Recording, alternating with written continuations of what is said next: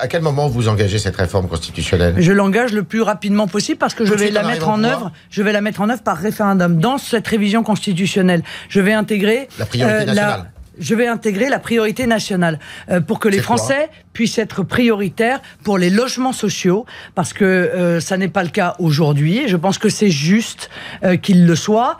Et pour l'emploi, notamment au travers de la mise en œuvre d'une taxe de 10% sur les nouveaux contrats d'embauche pour les étrangers. Mais vous faites ça alors qu'on est encore dans l'Europe. Et ça risque d'être un peu contradictoire avec certaines obligations européennes, non ? Ah bon ? Eh bien, il se trouve que moi, je crois à la démocratie. Je pense que le peuple est souverain. C'est en tout cas inscrit dans la Constitution. Voilà, le peuple est souverain. Et lui seul. Et donc, il décidera. Je vais lutter, je vais intégrer. Oui, ben justement, ça fera partie de la révision constitutionnelle, cher monsieur. Merci d'arriver jusque-là. Justement, Marine Le Pen. Mais écoutez, je ne peux pas terminer une phrase. Non, justement, je voudrais préciser ce point-là, très important. Est-ce que, donc, dans le référendum, vous demandez la modification, pour être précis, je ne veux pas jouer les monsieur Asselineau, mais l'article 88 alinéa 1 de la Constitution qui prévoit que la France participe à l'Union européenne à son fonctionnement en vertu du traité de Lisbonne. Je vais demander aux Français s'ils sont d'accord pour baisser le nombre de députés et de sénateurs, mettre l'inscription claire dans la Constitution. La République ne reconnaît aucune communauté pour arrêter ce communautarisme qui est le terreau du fondamentalisme islamiste dans notre pays. Mettre en œuvre cette priorité nationale pour qu'ils puissent être les premiers à avoir accès dans leur pays à l'emploi et au logement social.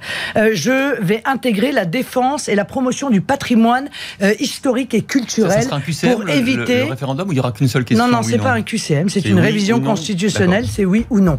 La défense du patrimoine historique et culturel pour qu'on puisse mettre des crèches dans les mairies au titre du respect de notre patrimoine historique et culturel, sans que le Conseil d'État se croie obligé de l'interdire, à la demande d'ailleurs de M. Barouin, dont M. Fillon a dit qu'il serait un très bon Premier ministre pour lui s'il était élu. Je vais intégrer la réforme territoriale et je vais rappeler, et je vais rendre aux Français leur pouvoir en indiquant que les lois françaises qui seront votées auront une autorité supérieure aux traités européens et aux droits dérivés antérieurs. C'est là où il y a un problème et une question, c'est comment vous arrivez à articuler ça tout en sortant de l'Europe alors que vous ne serez pas encore sorti de l'Europe. Ça, c'est ce que je vais faire tout de suite. Et je vous indique qu'il y a quelque chose que je vais faire tout de suite et qui n'est pas dans la révision constitutionnelle, c'est la suspension immédiate de Schengen.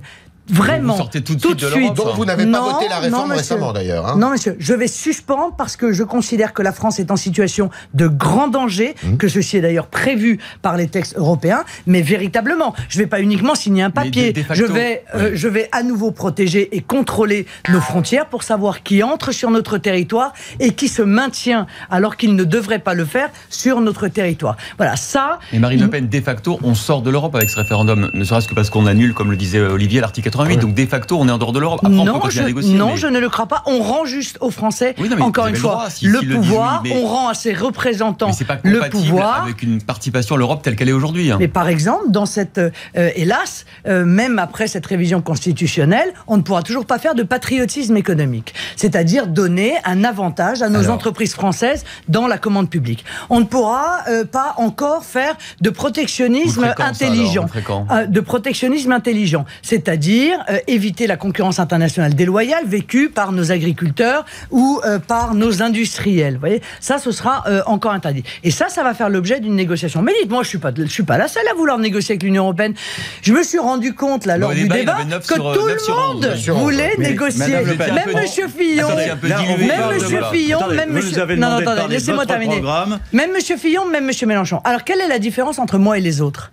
C'est que moi, je veux aller dans cette négociation au nom du peuple français, mais que l'issue de cette négociation, c'est le peuple qui en décidera. Et c'est ça qui fait toute la différence entre mon projet et celui des autres, c'est que moi j'ai une vision profondément respectueuse de la démocratie. Je considère que le peuple français est un peuple majeur et que par conséquent il peut décider par lui-même, et donc je livrerai l'issue des négociations. Au printemps 2018, je livrerai l'issue des négociations aux Français, et c'est eux qui feront. Mais Madame Le Pen, pardon, ça veut dire quand même que pendant tout ce laps de temps, vous ne pouvez pas mettre en œuvre votre programme économique. Non, beaucoup. Ah bah si, je peux quand même. Je parle du programme économique. Hein. Vous avez, Proposition 36, soutien aux entreprises par protectionnisme intelligent, vous nous dites que vous ne pouvez pas. Rétablissement de la monnaie nationale, on attendra la fin des négociations.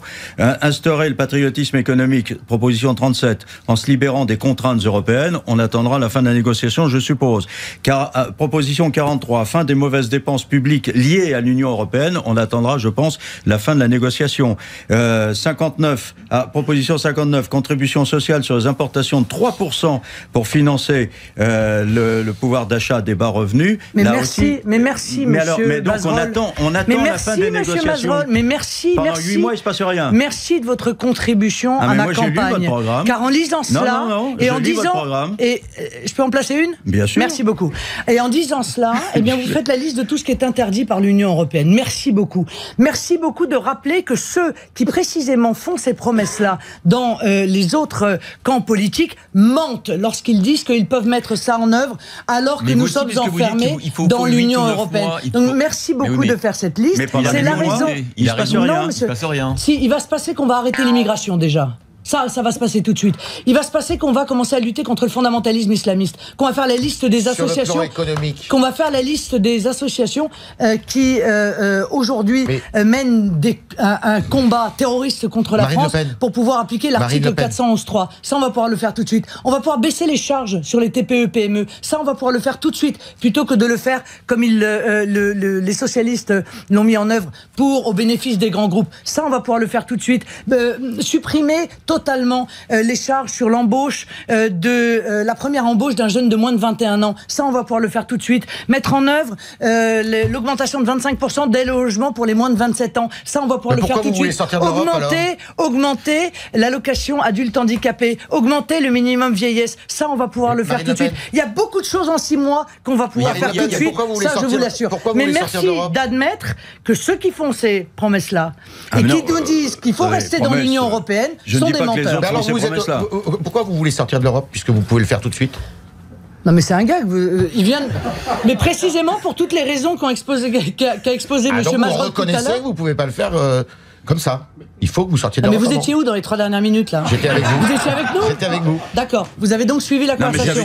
Alors je vais la résumer. Pardon, excusez-moi, je vais la résumer. Oui. D'accord ? M. Mazerolle m'a lu toute une série de choses qu'on ne peut pas faire dans le cadre de l'Union européenne. Je lui ai répondu qu'il y avait toute une série d'autres choses qu'on pouvait mettre en œuvre tout de suite, mais qu'il avait raison. Il faut effectivement renégocier très profondément avec l'Union européenne pour pouvoir mettre en œuvre la protection patriote. L'application de votre programme complet, tel que vous le présentez là, est conditionnée à la sortie de l'Union européenne. Une partie. Oui, parce que une partie. Donc ne me dites pas ça comme si je l'avais caché aux Français. Il me semble que je suis la seule à avoir dit la vérité sur ce sujet. Mais qu'est-ce qui se passe si les Français ne me dites pas ça comme si j'étais dans la sortir. Non mais ne me dites pas ça comme si j'étais dans la dissimulation quand même, Monsieur Mazerolle. Je ne suis pas en train de dire que c'est parce que moi j'ai toujours dit que l'Union européenne. Est-ce que votre référendum est utile dans la mesure où votre programme ne peut tenir debout que si on sort de l'Europe? Mais parce que vous partez du principe que je vais échouer dans cette négociation. Moi, je pars du principe que je vais réussir cette négociation. Et si vous échouez? Et pour une raison simple. Vous êtes simple. comme Cameron, en fait. Vous faites une négo et vous espérez qu'après, les Français vous donneront quitus en vous disant que vous avez bien négocié et on reste en Europe. Non, monsieur Cameron a toujours voulu rester enfermé dans les règles de l'Union européenne. Il s'est engagé sur ce référendum. Est-ce que je peux terminer une phrase? Ça devient vraiment pénible, je vous assure. Hein. Pour ceux qui nous écoutent aussi, à mon avis. Bon, monsieur Cameron ne souhaitait pas sortir de l'Union européenne. Il a fait ce référendum pour des raisons électoralistes, pour baisser le niveau du UKIP. Mais vous non plus, puisque je souhaite que vous négocierez bien et que donc vous n'aurez pas besoin de sortir de l'Europe. Mais exactement comme Cameron. Mais parce que, monsieur, si je réussis cette négociation, alors ça n'est plus l'Union européenne. Alors c'est l'Europe des nations et des libertés que je souhaite. Alors c'est l'Europe des coopérations. Alors c'est l'Europe des nations qui seront à nouveau souveraines. Où lorsque le peuple décide quelque chose, eh bien c'est mis en œuvre. C'est ce que disait parce Cameron qu'il est aussi. assez grand. Non, c'est pas du tout ce que disait Cameron. Parce qu'il est assez grand pour décider pour lui-même. Donc clairement, je crois sérieusement que mon élection est une grande chance.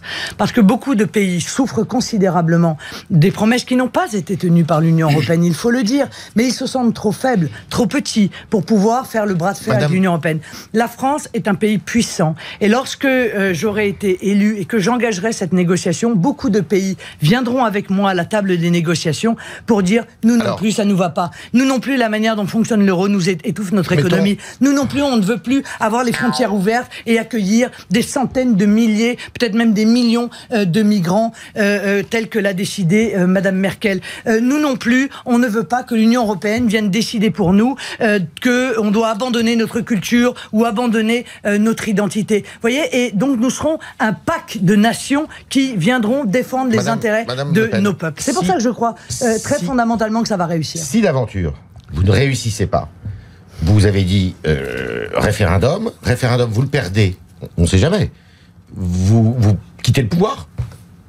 Si encore une fois, les conditions ne sont pas réunies pour permettre de mettre en œuvre le programme de protection des Français, s'il s'agit pour les Français de choisir uniquement le taulier de la prison européenne, à ce moment-là, effectivement, ils ont le choix dans les différents autres candidats. Moi, je suis là pour leur offrir la clé de la liberté. Parce que je viens leur dire, sans cette liberté, nous ne pouvons pas nous protéger, nous ne pouvons pas protéger nos emplois. Ça veut dire que vous partez ? Mais ça veut dire que, effectivement, si les Français me disent, non, on veut rester dans l'Union européenne, et ils seront d'ailleurs un petit peu contradictoires, en l'occurrence. Mais encore une fois, je pense que cette négociation réussira. Voilà. Donc, excusez-moi, on ne va pas faire l'intégralité, y passer non plus 20 minutes. Est-ce que la question posée aux Français, c'est est-ce que oui, vous voulez d'une Europe telle que j'ai négocié maintenant, avec plus de liberté ? C'est exactement ça. Ou est-ce que vous voulez sortir de l'Europe ? C'est exactement ça. Si vous disent, on veut sortir de l'Europe, est-ce que vous continuez à être leur présidente ou pas ? Mais on veut rester. Ah oui. Non, je comprends absolument pas. Excusez-moi, mais là, c'est plus compréhensible du tout pour personne. Votre demande, c'est qu'ils vous disent oui. Vous avez bien négocié et on reste en Europe. C'est ça votre proposition ? Non, mais ou pas ? Non.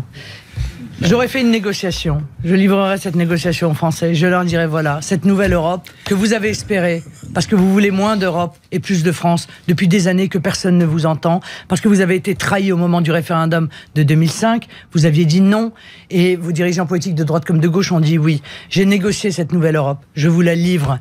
Est-ce que cette nouvelle Europe vous va ? Si elle vous va, alors il faut rester dans cette nouvelle Europe, et si elle ne vous va pas, alors il faut que vous votiez pour sortir de cette nouvelle Europe. Voilà. Mais c'est moi qui déterminerai. Mais c'est moi qui le déterminerai, monsieur. Pardon, monsieur Jacques oui ou non, c'est moi qui, à l'issue de la négociation, dirai voilà, ça me va.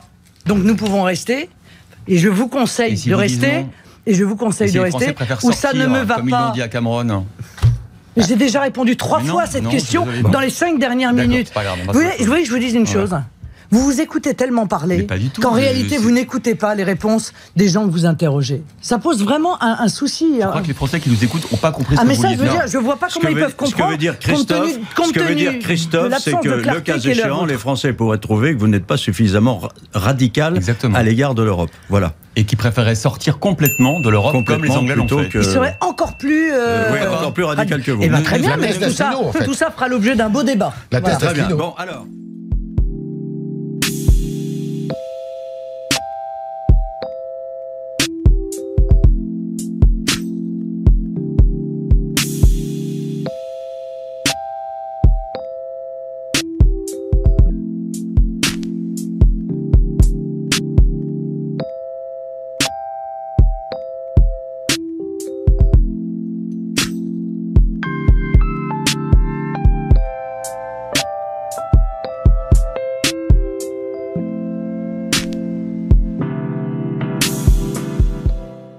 Et c'est la raison pour laquelle je propose, à la différence de tous les autres candidats qui tiennent des propos critiques sur l'Europe, c'est exact. Mais eux, ils proposent toujours de renégocier les traités, une autre Europe, ils ont tous ça à la bouche. Moi, j'explique qu'on ne peut pas avoir une autre Europe, parce que pour changer les traités, il faut l'unanimité des États membres. Or, nous n'aurons jamais l'unanimité des gouvernements et encore moins des peuples pour remettre en cause des compromis qui ont 60 ans d'âge, et on voudrait remettre en cause ces compromis au seul bénéfice de la France. Donc je dis que ce qu'il faut faire, c'est sortir de l'Union européenne, de l'euro et de l'OTAN.